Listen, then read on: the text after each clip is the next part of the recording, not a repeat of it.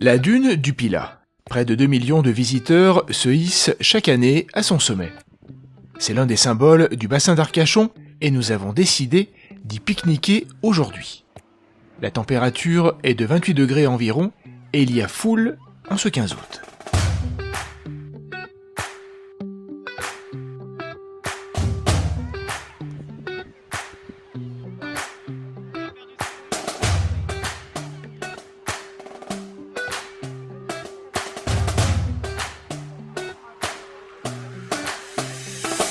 La dune du Pilat est située en bordure du massif forestier des Landes de Gascogne, à l'entrée du bassin d'Arcachon. Toute cette masse sableuse, fine comme de la farine, eh bien, ça donne des idées.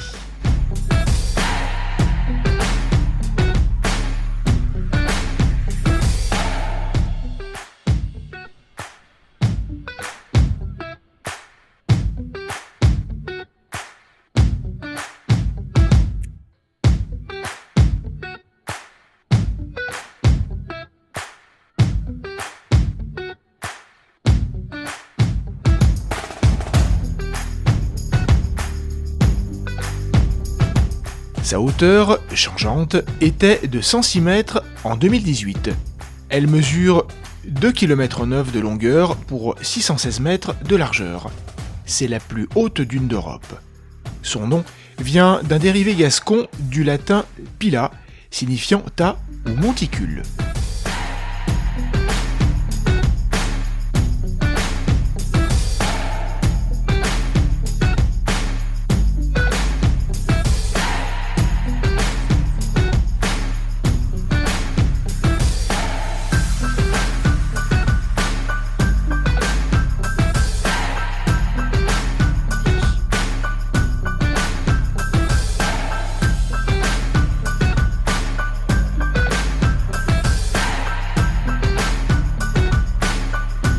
Sur son emplacement, on a retrouvé des traces de vie préhistorique. En attestent des objets comme une urne funéraire et un vase datant de l'âge de fer, soit 800 ans avant Jésus-Christ, qui ont été découverts par un touriste en 2013. La dune du Pilat, c'est encore 55 millions de mètres cubes de sable.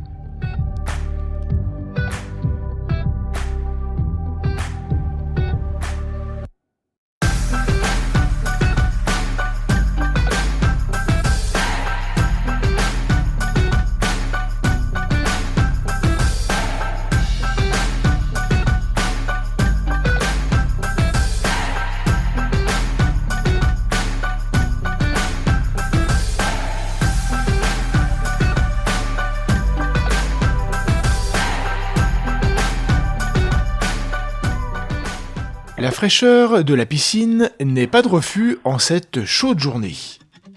Nadine et Bertrand nous ont accueillis lundi, en fin d'après-midi. Nous logeons à l'étage de leur jolie maison, la Villa du Pitet, avec vue sur la piscine. La commune de Lanton, dans laquelle nous sommes, se situe sur le versant sud-est du bassin d'Arcachon.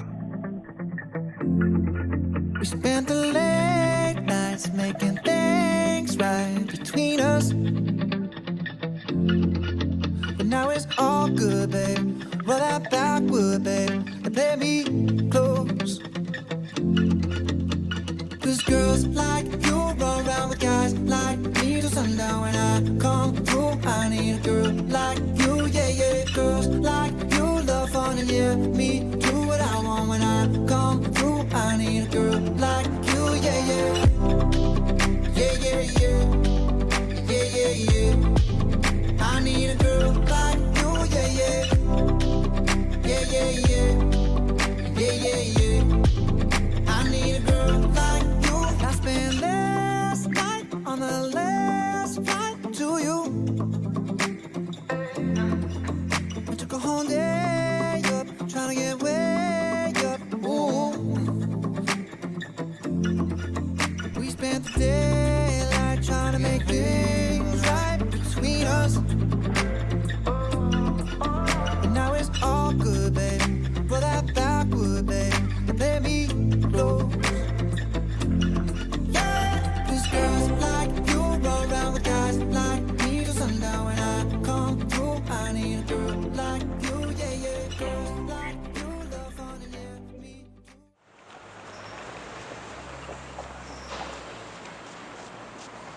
jeudi 16 août.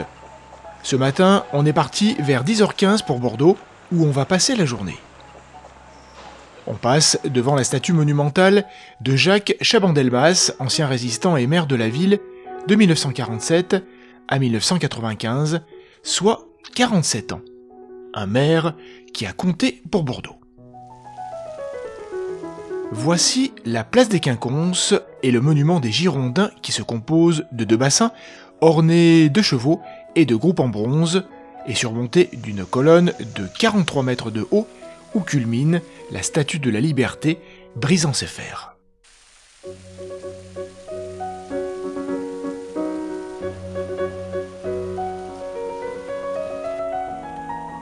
C'est la journée la plus chaude aujourd'hui et on tente de trouver de l'air comme on peut. La place des Quinconces est faite d'un vaste rectangle gravillonné, sans commerce ni terrasse, sans rien autour. On s'attendait un peu à mieux.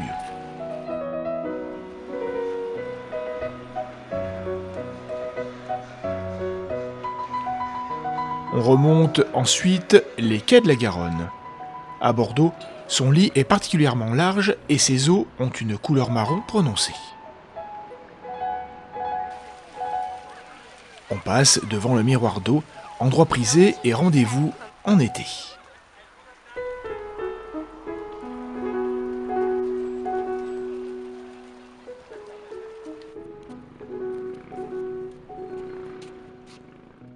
Ville bourgeoise, au carrefour entre les voies commerciales terrestres et fluviales, au cœur d'une riche région viticole, Bordeaux affiche dans son patrimoine et ses immeubles le faste de son passé. Grâce à son port, qui va devenir le premier du royaume, la ville est à son apogée au XVIIe siècle. Construit sur ordre de Napoléon Ier entre 1810 et 1822, le pont de pierre a été conçu par les ingénieurs Claude Deschamps et Jean-Baptiste Basilide Billaudel. 4000 ouvriers travaillèrent à sa réalisation. Long de 487 mètres au-dessus de la Garonne, l'ouvrage présente 17 arches construites sur 16 piles. Il a été construit en pierre et en briques, avec la particularité de comporter des espaces vides intérieurs. Au XVIIIe siècle, les archevêques, les intendants et les gouverneurs, installés par le roi, embellissent la ville, assèchent les faubourgs marécageux et aménagent les anciens remparts. Bordeaux compte alors 4 portes. La porte d'Aquitaine, la porte d'Igeau, la porte de la Monnaie et la porte de Bourgogne.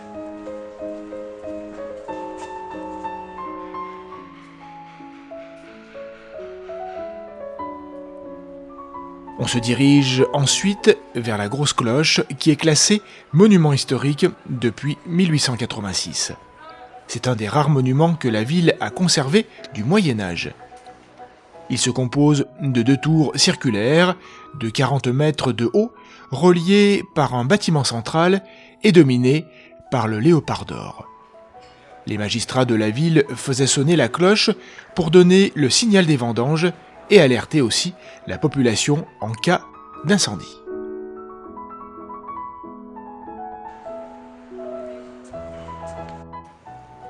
On pousse ensuite rue Sainte-Catherine, la grande artère commerçante.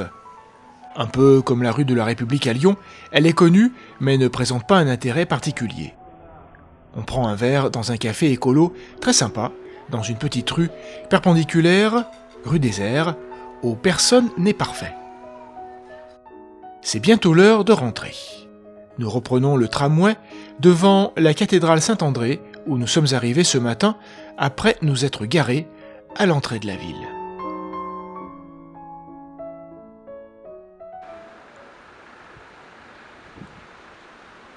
Balade à bicyclette aujourd'hui. On a loué des vélos pour l'après-midi et on démarre en longeant le petit port ostréicole de Taussat.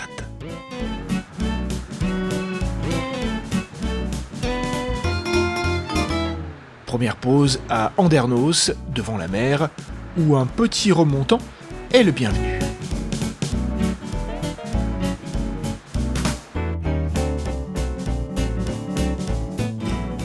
La région regorge de petits ports de pêche où l'on peut déguster directement, du producteur au consommateur, des huîtres et autres fruits de mer en saison dans de petits cabanons qui font office de restaurants.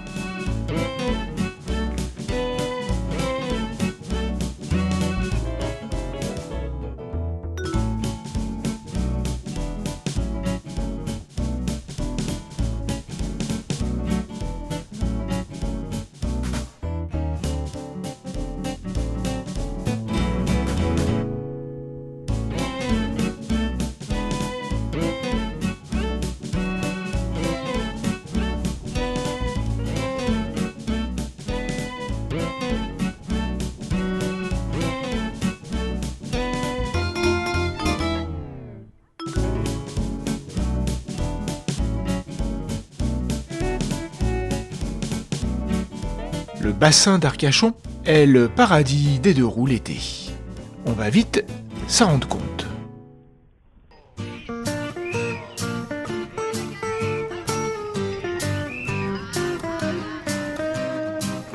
Pas de voitures, mais des piétons et des vélos sur un parcours plat qui invite à prendre le temps de regarder. La poubelle, écrasons dans sa toile l'araignée du matin.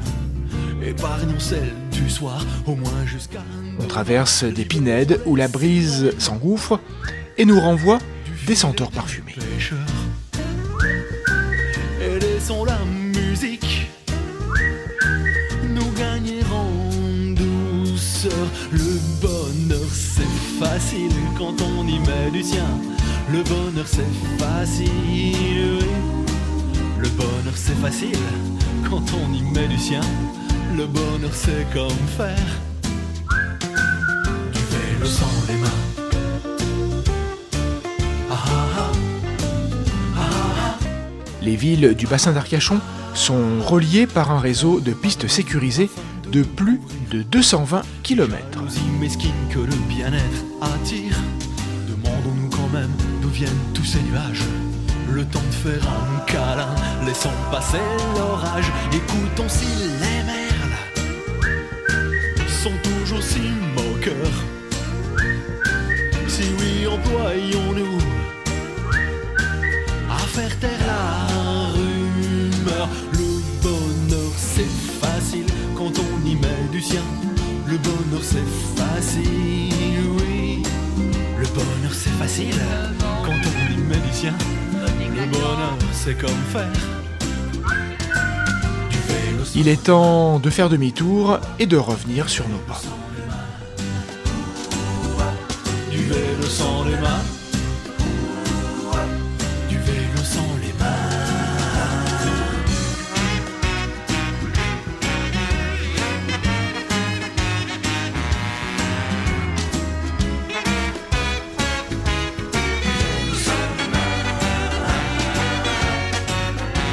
Envoler nos disputes avec leur nom d'oiseau. Effacer nos problèmes sur le noir du tableau. Il est 18h15 lorsque nous sommes de retour. On a calculé, on a fait environ 18 km cet après-midi. Plutôt pas mal. Allons voir si la lune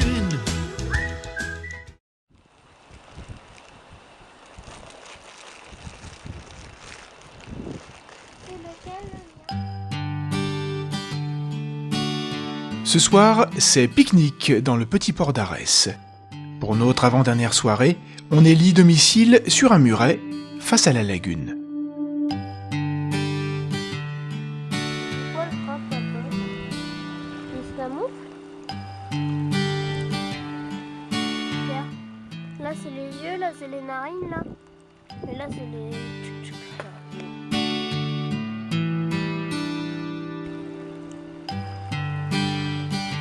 Là encore, des cabanes de pêcheurs et des bateaux entre deux bras de mer. On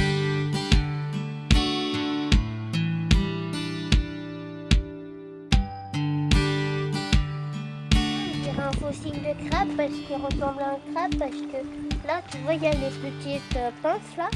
Là c'est les narines et là c'est les yeux ici. Là. Tu vois ou pas? Là. Oui. Et en plus il y a des huîtres. Mais elles sont bleues.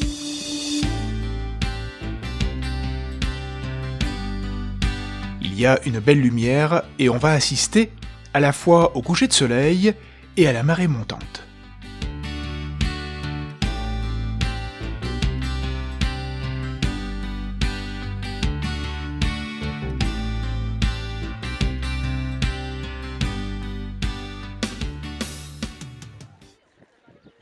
Pour notre dernier jour, on a décidé d'aller passer la journée à Arcachon.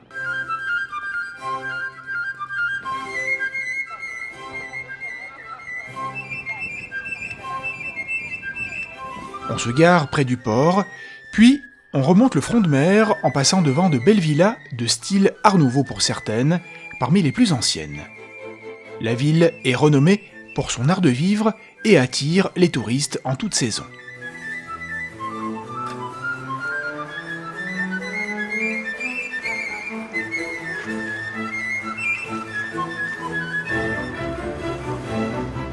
On prend 2 billets pour une balade en bateau vers l'île aux oiseaux en début d'après-midi au cœur de la réserve naturelle protégée du bassin.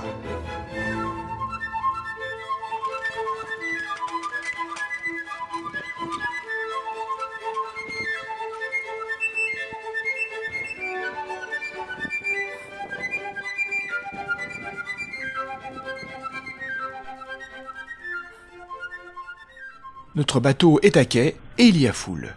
Venir à Arcachon et rater ça aurait été vraiment dommage.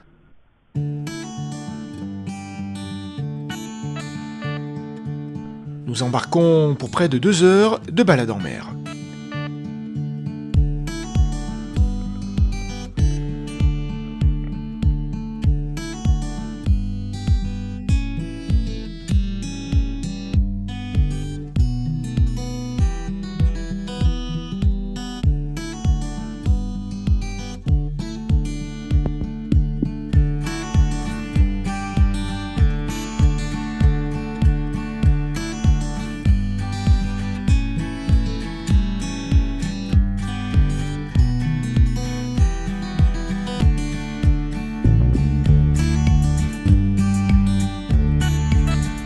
Et c'est parti.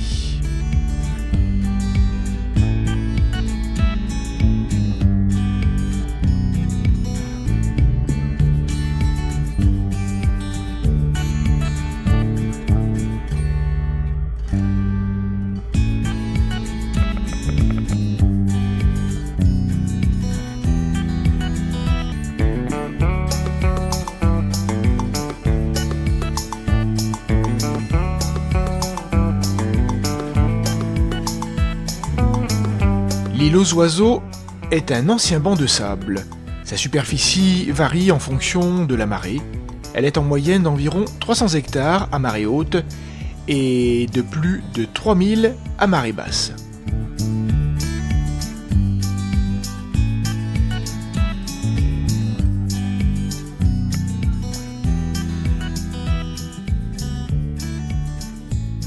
L'île est devenue un terrain de chasse et de pêche. De cabanes chanquées, du mot chanka, qui signifie échasse en gascon, sont devenus les symboles de l'île et du bassin. C'est un refuge d'oiseaux migrateurs, des hérons et des grues, notamment, y ont élu domicile.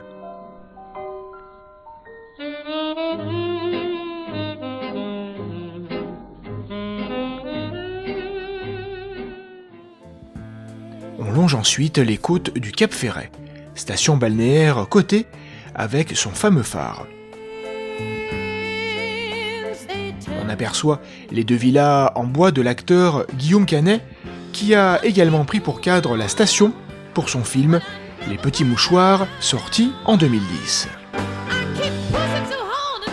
Des personnalités comme le designer mondialement connu Philippe Stark ou le chanteur Pascal Obispo y ont aussi une maison.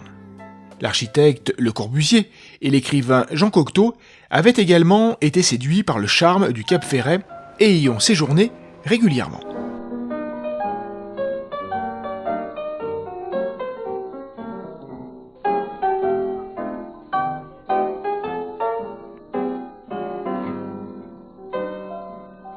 Au retour, on aperçoit, majestueuse, la dune du Pilat. La mer tangue davantage car le vent s'est levé. On aperçoit à nouveau les côtes d'Arcachon. La balade aura duré, en tout et pour tout, 1h45.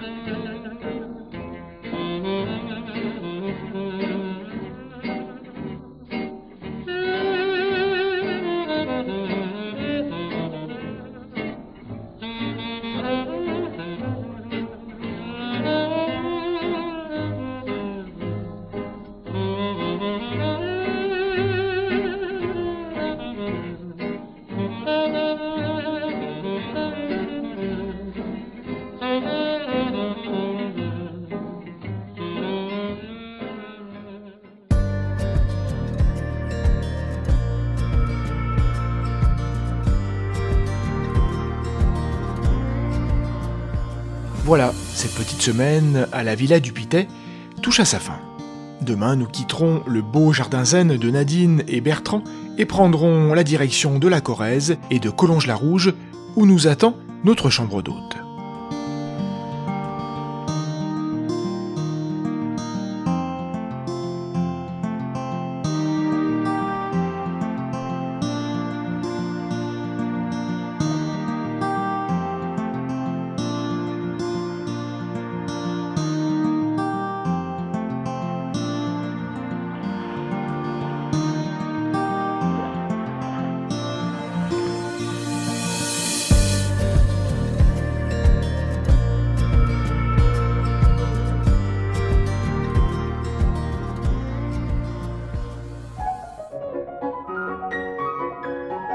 J'ai mis le GPS et décide de ne pas prendre l'autoroute. Du coup, on se retrouve en plein vignoble du Médoc. Ce n'était pas prévu de passer par la route des vins du Bordelais, mais finalement, c'est une belle surprise. On traverse des kilomètres de vignobles avec, de temps en temps, un château, propriété des exploitants.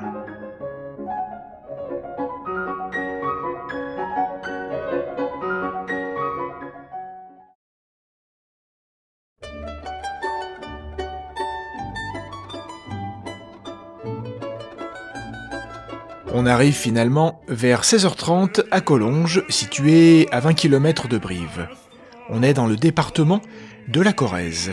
Collonges-la-Rouge est l'un des plus beaux villages de France, surnommé la Cité aux 25 tours. Il doit également son nom au grès rouge de ses maisons.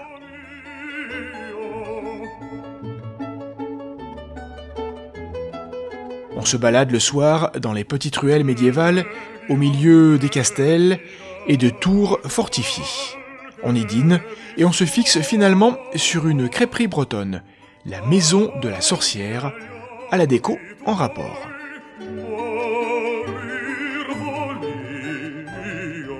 La nuit est tombée, il est l'heure de rentrer, demain on a encore de la route et une autre visite.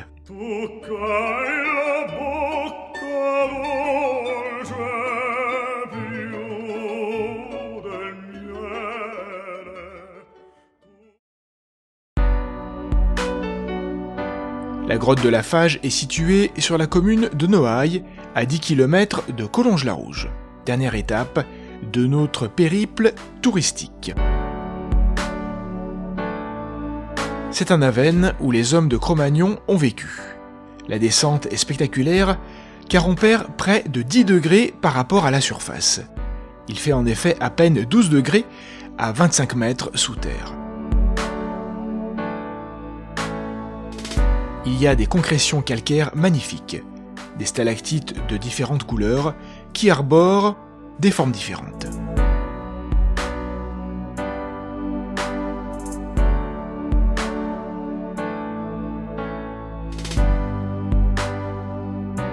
Les premières explorations officielles remontent aux années 1890 avec des ouvriers de la voie de chemin de fer reliant Brive-la-Gaillarde à Cahors.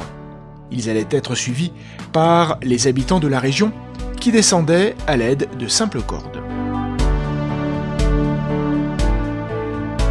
La grotte est connue pour abriter de nombreuses colonies de chauves-souris, 11 espèces en hiver et 4 en été. Le site est classé et appartient au réseau Natura 2000. Notre visite dure 1 heure environ.